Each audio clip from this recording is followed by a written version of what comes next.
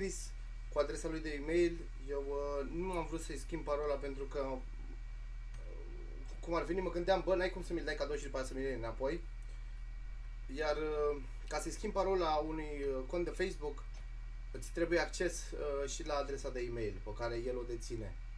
Și eu nu i-am cerut niciodată ca să-i schimb, mie mi-a căzut bine așa cum mi l-a dat el. Aveam încredere că nu o să mi le ia înapoi dacă mi l-a dat, dar în fine, nu mă doare de ăla, nu mă doare de skin-uri, nu mă doare de nimic. Pe mine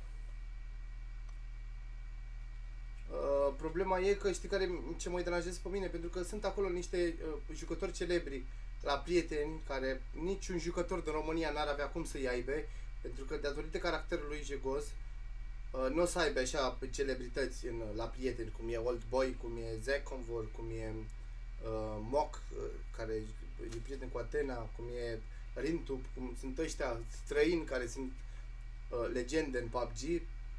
Dar asta mă deranjează, că e la prieteni acolo, dar oricum le dau e-mail și le spun că mi-am schimbat contul și că de fapt contul ăsta meu, de fapt contul ăsta e contul meu și nu o să mai fie la prieteni acolo, că o să-l șteargă pe Crystal Dop ăsta.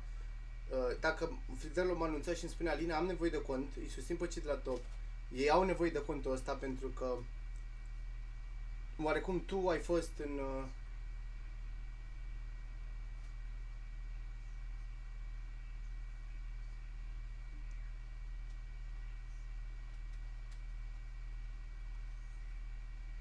poate să-l recupera oricând, dar evident, dar spune că nu el a făcut și că nu el a schimbat și mai spune, mai vine și aici și spune că eu min lumea. Oh, yeah. Best solution, normal, mă, viața mea, bravo lor, GG. Chiar sunt surprins. Sunt surprins, coaie de dop, că sezonul trecut